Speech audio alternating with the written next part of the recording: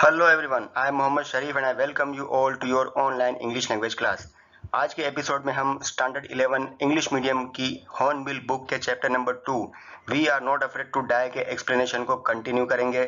Friends, ये lesson काफ़ी lengthy है, इसलिए मैंने इसके एक्सप्लेनेशन को दो पार्ट्स में डिवाइड किया है।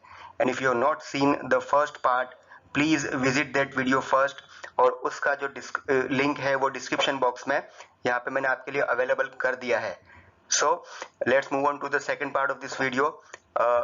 और एक और मैंने आपको ये भी बताया था कि इस लेसन का जो एक्सप्लेनेशन है वो मैं आपको फर्स्ट पर्सन में, यानी कि एज ए नरेटर खुद आपको ये सारी स्टोरी एक्सप्लेन कर रहा हूँ कि जैसे कि ये जो इंसिडेंट है वो मेरे ही साथ हुआ है। एक 37 ईयर ओल्ड बिजनेसमैन जो अपने फैमिली के साथ में वर्ल्ड टूर पे गए थे, उनकी जर्नी के बारे में ही ये सारा कुछ लेसन है। और मैंने अभी तक आपको ये बताया था कि किस तरह से ये जो जर्नी है उस बिजनेसमैन ने स्टार्ट की, और उसके उसके बाद उसके साथ में इनिशियली जो उसका सफ़र था वो बहुत ही अच्छा था, बहुत ही इजीली वो सारा कुछ उसने क्लियर किया था। लेकिन जैसे वो केप टाउन से आगे बढ़ते हैं तो साउथ इंडियन ओशन में उन्हें बहुत से तूफानों का सामना करना पड़ता है, और उनका जो जहाज था जिसका नाम उन्होंने वेव वॉकर रखा था, वेव वॉकर भी काफ़ी कुछ हद तक डैमेज हो चुका था। आइए देखते हैं आगे नरेटर हमें क्या बताते हैं। दोस्तों, उन तूफानी लहरों में डूबने से तो मैं बाल बाल बच गया था, लेकिन जो मेरी बाएं तरफ की पसलियां हैं वो टूट चुकी थी। मेरा मुंह खून से भर गया था क्योंकि मेरे काफी सारे दांत भी टूट चुके थे। लेकिन तभी मेरी वाइफ मेरी आके मुझे ये बताती है कि जो डेक है वो टूट चुका है। और आपको ये भी बता दूं कि अगर डेक किसी भी जहाज का टूटता है तो उसमें पानी भरने के चांस बहुत ज्यादा होते हैं। और you can see here in the photo, कुछ ऐसा ही सीन मेरे जहाज पे भी हो रहा था। मैं अपने जहाज को, उसके स्टेयरिंग को भी छोड़ नहीं सकता था क्योंकि मुझे उसे कंट्रोल भी करना था। फिर भी मेरे लिए जरूरी था कि मैं एक बार जाके ऑब्जर्व करूं कि क्या सिचुएशन है, कितना डैमेज है। और जब मैं नीचे उतरा जहाज का ऑब्जर्वेशन करने के लिए, तो देखिए इस तरह की कुछ सिचुएशन थी। वहां पे हर तरफ पानी ही पानी भरा हुआ था। हर जो भी चीज थी मेरे जहाज की वो सब पानी में इस तरह से डूबी हुई, और पानी में ही सारा कुछ मूव कर रहा था। और मेरे जो दो साथी थे, लेरी और हर्ब, ये दोनों की मैं क्या तारीफ करूं, वो बिल्कुल बिल्कुल रिस्पॉन्सिबिलिटी के साथ लगातार वो पानी को बाहर निकालने की, उसे पंप आउट करने की कोशिश किए ही जा रहे थे। और जब मुझे अपने बच्चों की याद आई तो मैं उनके कमरे की तरफ गया, और ये देखकर मैं चौंक गया कि मेरी प्यारी बेटी सू के सर पे एक बहुत ही गहरा जख्म लगा हुआ है, और उसका जो सर है उसमें बहुत सा स्वेलिंग भी आ गया है। मैंने आपको आगे भी बताया था कि मेरे जो बच्चे हैं वो बहुत बहादुर हैं, उन्होंने बहुत हिम्मत दिखाई, क्योंकि मुझे अपने शिप का ज्यादा ध्यान रखना था, हम सब के सर्वाइवल के लिए। तो मैंने ये डिसाइड किया कि मैं सबसे पहले मेरे शिप में जितनी भी जगह पे डैमेजेस या क्रैक्स हुई हैं उन्हें पहले अच्छे से, कोई भी जो मटेरियल मेरे पास अवेलेबल है, कैनवास वगैरह, उसकी हेल्प से उसे रिपेयर करूंगा, ताकि मैं पानी को अंदर आने से रोक सकूं। और वो काम मैंने सबसे पहले किया। एंड देन मुसीबत वैसे तो मेरा पीछा छोड़ ही नहीं रही थी, और आप देख सकते हैं कि मेरे जो पंप थे पानी को बाहर निकालने के, वो भी शॉर्ट सर्किट हो चुके थे। और उसका रीजन ये था कि बहुत सारा कचरा, मलबा जो पानी के साथ में अंदर आया था वो उन पंप्स के अंदर भर चुका था। लकीली मुझे कुछ एक्स्ट्रा पंप्स जो रिजर्व में मैंने रखे हुए थे वो मिले, और उन्हें मैंने अगेन स्टार्ट किया और पानी को बाहर निकालना शुरू किया। लेकिन उससे ज्यादा बुरी बात यह थी कि मेरे अभी तक के जितने भी मे डे कॉल्स मैंने दिए थे उसका कोई भी रिप्लाई मुझे नहीं आ रहा था। दोस्तों, आपको बता दूं कि मे डे कॉल्स वो होते हैं जब हम समंदर में या फ्लाइट में अगर हमें बहुत ज्यादा इमरजेंसी अगर होती है, या बहुत कोई सीरियस एक्सीडेंट का खतरा होता है, तो उस वक्त हमें मे डे कॉल रिलीज करना होता है ताकि हमें आसपास के किसी भी जहाज से हेल्प मिल सके। लेकिन अनफॉर्चुनेटली ऐसा अभी तक कुछ नहीं हुआ था, और हम बस ऐसे ही इस तूफान में फंसे हुए जा रहे थे। लेकिन जनवरी 3 को थोड़ा सा मैं कह सकता हूं कि हमें कुछ रिलैक्सेशन मिला, क्योंकि पंप की हेल्प से और लेरी और सीगर ने जो काम किया था उसकी मदद से पानी का लेवल कुछ कम हुआ था, और इससे हम थोड़ा अपने आप को रिलैक्स कर सकते थे, और थोड़ा हमने रेस्ट भी किया। लेकिन जब वो तूफान हमसे टकराया था उससे अभी तक 15 आवर्स तक जो हमने सर्वाइवल किया था वो सिर्फ और सिर्फ मेरे वेव वॉकर की मदद से ही किया था। लेकिन अब जो मेरा वेव वॉकर है वो इतना मजबूत नहीं था कि मैं उस पर ज़्यादा भरोसा कर सकूं, उस पर ज़्यादा रिलाय कर सकूं, क्योंकि वो डैमेज भी हो चुका था और इसीलिए मुझे कोई दूसरा ऑप्शन ढूंढना था, क्योंकि ऑस्ट्रेलिया पहुंचने से पहले मुझे उसमें कुछ ना कुछ मरम्मत करवानी थी। अब तो अपनी फैमिली को बचाने के लिए और उसके सर्वाइवल के लिए मुझे अपने वेव वॉकर को नज़दीक के किसी भी टापू पे पहुंचाना बहुत ही ज़रूरी था। इसीलिए मैंने तुरंत अपने सारे चार्ट्स और मैप्स को चेक करना शुरू किया और लकीली मुझे उस मैप में एक फ्रेंच साइंटिफिक बेस दिखाई दिया जिसका नाम ली एम्स्टरडैम है, लेकिन वो अभी भी कुछ हंड्रेड किलोमीटर्स की दूरी पे था ईस्ट में।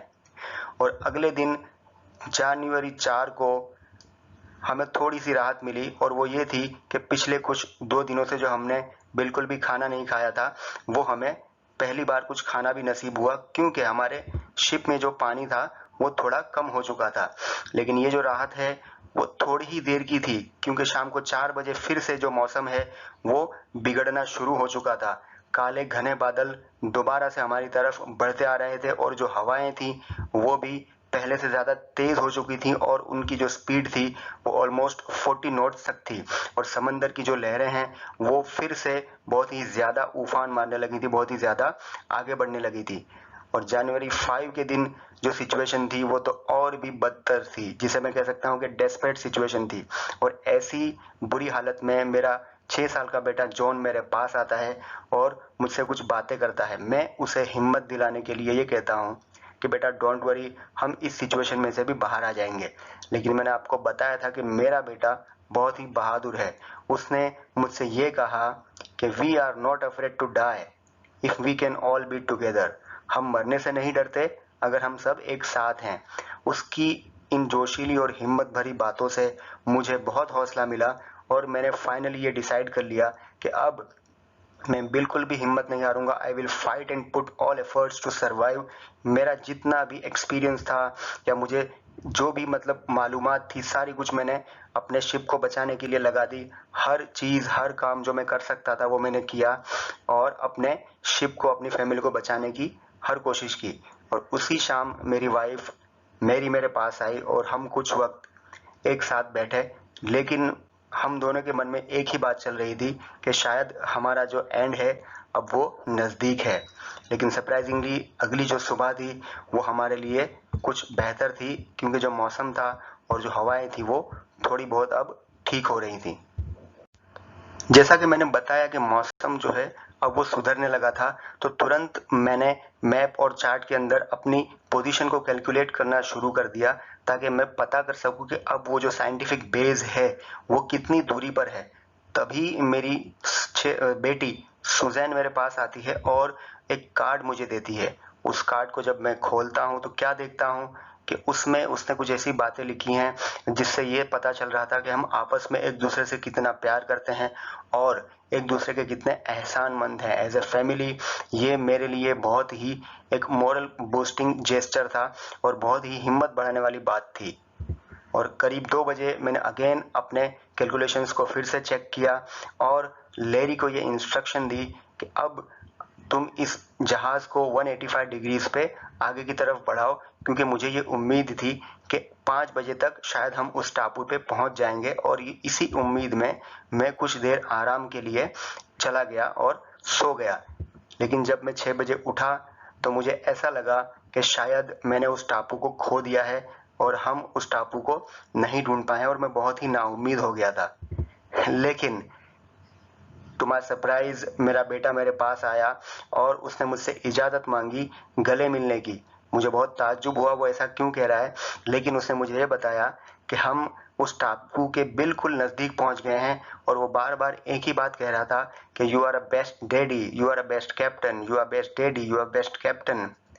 इस तरह की बातों और इमोशंस के साथ में मैंने उस टापू को अपने सामने देखा और उस रात हमने टापू के करीब ही पड़ाव डाला। और अगली सुबह उस टापू के जितने भी 28 मेंबर्स थे उन्होंने सब ने खुशी खुशी हम सबको उस टापू पे हमारा हमारा स्वागत किया और इस तरह से फाइनली हम उस फ्रेंच साइंटिफिक बेस पे पहुंच गए। और जब मैं टापू पर पहुंचा तो मेरे दिमाग में लगातार यही बातें चल रही थी कि किस तरह से मेरी फैमिली और मेरे उन दो साथियों ने लगातार अपनी कोशिश को जारी रखा और कभी भी ये नहीं सोचा कि हमें इस तूफान से बाहर नहीं निकलना है या हम डूब जाएंगे। हमने अगर उस तूफान में सरवाइव किया था तो वो सिर्फ और सिर्फ हमारी स्ट्रगल की बदौलत था। और सबसे बड़ा एक रीज़न ये था कि हम जितने भी लोग थे वो यही जानते थे कि हम मरने से नहीं डरते और इसी जज्बे की वजह से हम इस टापू पे फाइनली पहुंच सके थे। तो इसी के साथ इस लेसन का एक्सप्लेनेशन यहाँ पे फिनिश होता है दोस्तों। आई होप ये एक्सप्लेनेशन आपको बहुत ही अच्छा लगा होगा और आपने इसे अच्छे से समझ भी लिया होगा। और अगर आपने इस लेसन के दोनों पार्ट्स को सही से और अच्छे से देखा है तो आई होप इन सिंपल क्वेश्चंस को आप बहुत ही इजीली अटेम्प्ट कर सकोगे। Please try to attempt this questions. और अगर इन क्वेश्चंस के बारे में कोई क्वेरी है तो प्लीज कमेंट बॉक्स में जरूर सजेस्ट करें। और अगर इस वीडियो के बारे में भी कोई क्वेरी या कमेंट्स हैं तो प्लीज़ कमेंट बॉक्स में ज़रूर पोस्ट करें। वीडियो अगर पसंद आया तो प्लीज़ उसे लाइक करें and don't forget to subscribe my channel. Thanks a lot for watching my video. Keep watching my channel. I will be back with more and more useful videos. Thanks again.